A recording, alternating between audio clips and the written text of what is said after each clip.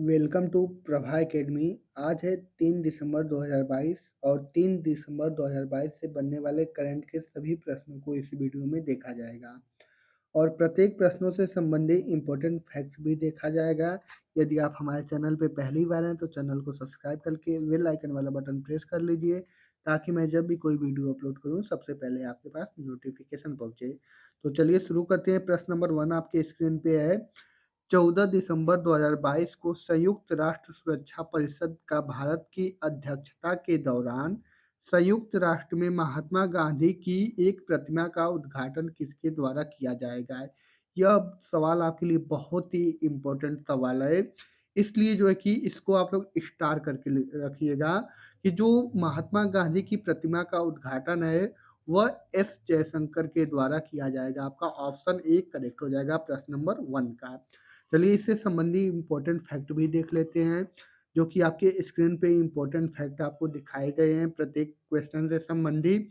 14 दिसंबर 2022 को संयुक्त राष्ट्र सुरक्षा परिषद की भारत की अध्यक्षता के दौरान संयुक्त राष्ट्र में महात्मा गांधी की एक प्रतिमा का उद्घाटन किया जाएगा। महात्मा गांधी की एक प्रतिमा का उद्घाटन किया जाएगा। इसका उद्घाटन भारत के परिषद की अध्यक्षता के लिए विदेश मंत्री एस जयशंकर की संयुक्त राष्ट्र यात्रा के दौरान किया जाएगा।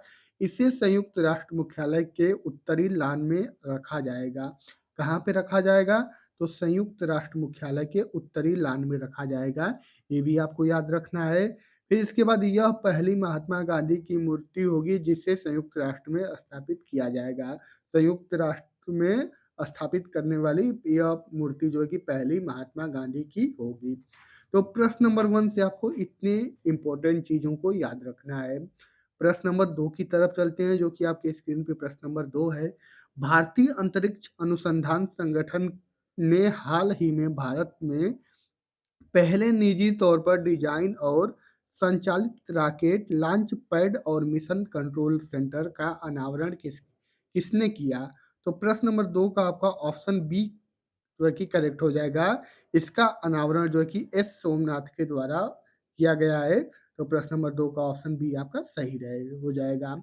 चलिए आइए इंपॉर्टेंट फैक्ट भी देख लेते हैं, जो कि आपकी स्क्रीन पे इंपॉर्टेंट फैक्ट है। भारतीय अंतरिक्ष अनुसंधान संगठन अर्थात कि इसरो ने 28 नवंबर 2022 को भारत में पहले निजी तौर पर डिजाइन और संचालित रॉकेट लॉन्च पैड और मिशन कंट्रोल सेंटर का अनावरण किया। ये आपको याद रखना है।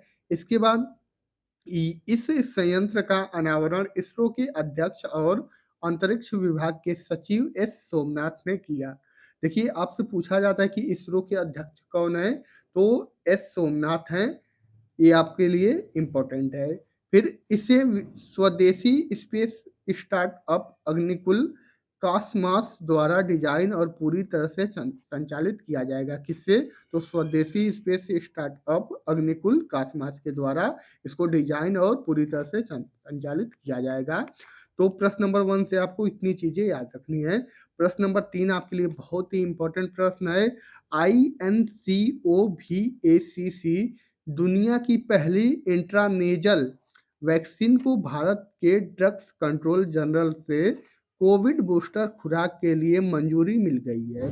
भारत बायोटेक द्वारा किसके साथ साझेदारी में टीका विकसित किया गया था? तो इसका इस प्रश्न का आपका ऑप्शन डी करेक्ट हो जाएगा। वाशिंगटन विश्वविद्यालय के द्वारा जो है कि टीका विकसित किया गया था। यह भी सवाल आपके लिए इम्पोर्टेंट है, इसलिए इसको भी आप लोग स्टार लगा के नोट करेंगे। इससे संबंधित इम्पोर्टेंट फैक्ट भी देख लेते हैं, जो कि आपके स्क्रीन पे है। दुनिया की पहली इंट्रानेजल वैक्सीन भारत बायोटेक के INCOVACC को drugs control general of India से कोविड बूस्टर डोज के लिए मंजूरी मिल गई है। इसके साथ साथ INCOVACC एक पूर्व संलयन स्थिर SARC-CoV-2 स्पाइक प्रोटीन के साथ एक पुनः संयोजक प्रतिकृमि कमी वाली एडेनोवायरस वेक्टरेट वैक्सीन है। इसके बाद आपका INCOVACC को वाशिंगटन विश्वविद्यालय के साथ साझेदारी में विकसित किया गया था। तो ये आपके लिए इम्पोर्टेंट है। चलिए चलते हैं प्रश्न नंबर 4 की तरफ, जो कि आपके स्क्रीन पे प्रश्न नंबर 4 है। हाल ही में भारतीय रिज़र्व बैंक ने पारसी सहकारी बैंक पर कितने रुपए का जुर्माना लगाया है? तो अभी हाल ही में पारसी सहकारी बैंक पे 1.25 करोड़ रुपए का जुर्माना भारतीय रिज़र्व बैंक ने लगाया है, तो ये भी आपको याद रखना है। आइए इम्पोर्टेंट फैक्ट भी देख लेते हैं इससे संबंधित। भारतीय रिज़र्व बैंक ने 28 नवंबर 2022 को 3 सहकारी बैंकों पर जुर्माना लगाया। 3 बैंकों पे लगाया है। केंद्रीय बैंक ने पारसी सहकारी बैंक, इंडियन म जो है कि इंडियन मर्केंटाइल सहकारी बैंक लखनऊ और भारत सहकारी बैंक मुंबई पर जुर्माना लगाया है। ये भी आपको याद रखना है कि किन-किन बैंकों पे जुर्माना लगाया गया है। इसके बाद जो है कि इसने पारसी सहकारी बैंक पे 1.25 करोड़ का जुर्माना लगाया। केंद्रीय बैंक ने 5 अन्य सहकारी बैंकों पर भी जुर्माना लगाया। इसके अलावा जो है कि 5 अन्य सहकारी बैंकों पर भी जुर्माना लगाया गया है। प्रश्न नंबर 5 की तरफ चलते हैं, जो कि आपकी स्क्रीन पे प्रश्न नंबर 5 है। हाल ही में भारत में carbon capture, utilisation and storage policy framework और इसके जो है कि डिप्लॉयमेंट मैकेनिज्म को किसने लॉन्च किया? ये भी आपके लिए इम्पोर्टेंट है। तो इसको लॉन्च किया है नीति आयोग ने। प्रश्न नंबर 5 का आपका ऑप्शन सी करेक्ट हो जाएगा, नीति आयोग। आइए कुछ इम्पोर्टेंट फैक्ट भी देख लेते हैं। नीति आयोग ने भारत में carbon capture, utilisation and storage policy framework और इसके डिप्लॉयमेंट मैकेनिज्म को लॉन्च किया है। ऊर्जा और विद्युत क्षेत्र के विभिन्न हितधारकों द्वारा प्रदान किया गया मूल्यवान इनपुट पर रिपोर्ट तैयार की गई थी। ये भी आपके लिए इम्पोर्टेंट है। फिर चीन और अमेरिका के बाद भारत दुनिया में CO2 का तीसरा सबसे बड़ा उत्पादक है। देखिए CO2 की उत्पादक की बात की जाए तो सबसे अधिक जो है कि चाइना वो जो है कि उत्सर्जित करता है, उसके बाद अमेरिका, और भारत जो है कि दुनिया में तीसरे स्थान पे जो है कि CO2 का उत्पादन करने वाला देश है। चलिए अगले प्रश्न की तरफ चलते हैं, जो कि आपके स्क्रीन पे प्रश्न नंबर 6 है। हाल ही में भारत ने मालदीव को कितने अमेरिकी डॉलर की बजटीय सहायता प्रदान की है? तो प्रश्न नंबर 6 का आपका ऑप्शन डी सही हो जाएगा। 100 मिलियन जो है कि अमेरिकी डॉलर की बजटीय सहायता जो है कि भारत ने मालदीव को प्रदान की है, तो इसका आपका ऑप्शन डी करेक्ट हो जाएगा।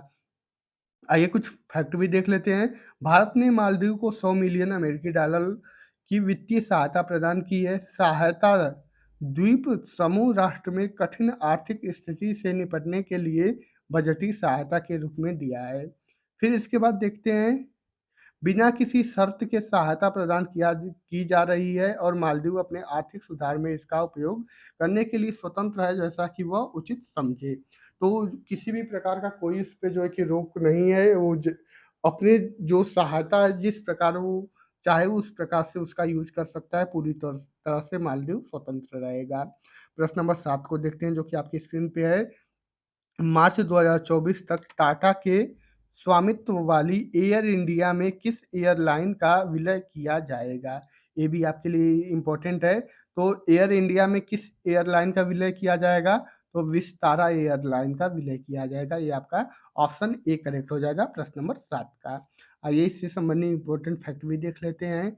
मार्च 2022 तक विस्तारा एयरलाइन को टाटा के स्वामित्व वाली एयर इंडिया में विलय कर लिया जाएगा। अभी आपने ऊपर देखा, सिंगापुर एयरलाइंस और टाटा सन्स मार्च 2024 तक एयर इंडिया और विस्तारा का विलय करने पर सहमत हो गए हैं, जो विनियामक अनुमोदन के अधीन है। ये भी आपके लिए इम्पोर्टेंट है। इस एकीकरण के पूरा होते ही सिंगापुर एयरलाइंस एयर इंडिया में 250 मिलियन डॉलर या 2000 करोड़ रुपए का निवेश करेगी। कौन करेगी? तो सिंगापुर एयरलाइंस करेगी। विस्तारा में सिंगापुर एयरलाइंस की अल्पतम हिस्सेदारी है, विस्तारा में सिंगापुर एयरलाइंस की। इसके बाद प्रश्न नंबर 8 देखते हैं, जो कि आपकी स्क्रीन पे है। आरबीआई ने 1 दिसंबर 2022 को खुदरा डिजिटल रुपए के लिए पहला पायलट परीक्षण लॉन्च करने की घोषणा की है। इस पायलट परीक्षण में चरणबद्ध भागीदारी के लिए कितने बैंकों की पहचान की गई है? ये भी आपके लिए इम्पोर्टेंट है। तो इसमें जो है कि 8 बैंकों की पहचान की गई है, आपको ये याद रखना है। आइए इससे संबंधित इम्पोर्टेंट फैक्ट भी देख लेते हैं। आरबीआई ने 1 दिसंबर 2022 को खुदरा डिजिटल रुपए के लिए पहला पायलट परीक्षण लॉन्च करने की घोषणा की है। पायलट परीक्षण में चरणबद्ध भागीदारी के लिए 8 बैंकों की पहचान की गई है। इसके साथ-साथ आपको पहले चरण की शुरुआत देश भर के 4 शहरों में State Bank of India, ICICI bank, इसके बाद यस बैंक और आईडीएफसी फर्स्ट बैंक सहित 4 बैंकों से होगी पहले चरण की शुरुआत। इसके बाद देखते हैं प्रश्न नंबर 9 को देखते हैं। हाल ही में नई दिल्ली में संघ लोक सेवा आयोग के सदस्य के रूप में पद और गोपनीयता की शपथ किसने ली है? तो अभी किसने ली है? तो आपका इसका प्रश्न नंबर 9 का आपका ऑप्शन सी करेक्ट हो जाएगा। प्रीति सूदन ने इसकी जो है कि शपथ ली है। आपका प्रश्न नंबर 9 का ऑप्शन सी करेक्ट हो जाएगा। आइए इससे संबंधित इम्पोर्टेंट फैक्ट भी देख लेते हैं।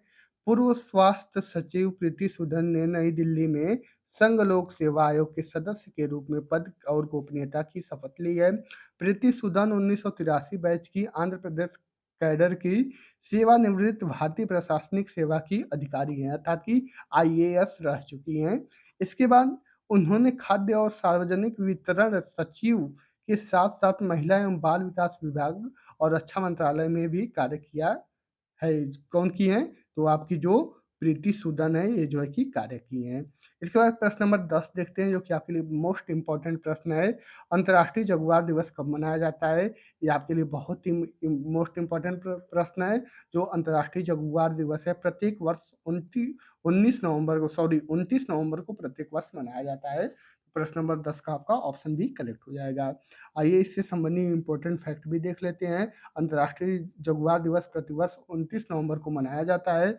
मार्च 2018 में जगुआर 2030 फोरम के लिए संयुक्त राष्ट्र मुख्यालय में 14 रेंज देशों के प्रतिनिधि न्यूयॉर्क में एकत्रित हुए। इसके परिणामस्वरूप जगुआर 2030 वक्तव्य का निर्माण हुआ, जिसमें अंतर्राष्ट्रीय जगुआर दिवस बनाने के प्रस्ताव सहित अंतर्राष्ट्रीय स्तर पर सहयोगात्मक जगुआर संरक्षण पहल की एक विस्तृत श्रृंखला को रेखांकित किया गया। इसके बाद ये आपका जो है कि पूरे 10 के 10 प्रश्न जो है कि समाप्त होते हैं। अब जो answer of the last video question आखिरी वीडियो का जो है कि हम लोग उस क्वेश्चन का आंसर जान लेते हैं, जो कि आपको दिया गया था। तो ये प्रश्न आपका है, हाल ही में विश्व स्वास्थ्य संगठन डब्ल्यूएचओ ने मंकी पॉक्स का नाम बदलकर क्या कर दिया है? तो मंकी पॉक्स का नाम बदल के एम पॉक्स कर दिया गया है। बहुत से बच्चों ने इसका जो है कि सही उत्तर दिया था। मैं बार-बार कहता हूँ कि आपको प्रश्न के बारे में जितना अधिक जानकारी हो, उतना अधिक आप लोग कमेंट बॉक्स में कमेंट करके लिखिए। चलिए इस वीडियो का हम क्वेश्चन देख लेते हैं, जो कि आपको कमेंट बॉक्स में कमेंट करके बताना है। क्वेश्चन फॉर यू है, हाल ही में लेखक इमायम को कुवेंपु राष्ट्रीय पुरस्कार 2022 प्रदान किया गया। इसका संबंध किस राज्य से है? Option A Tamil Nadu, option B Telangana, option C Karnataka और ऑप्शन डी केरल। तो ये आपको कमेंट बॉक्स में कमेंट करके बताना है। आशा करते हैं कि आप सभी लोगों को वीडियो पसंद आया होगा।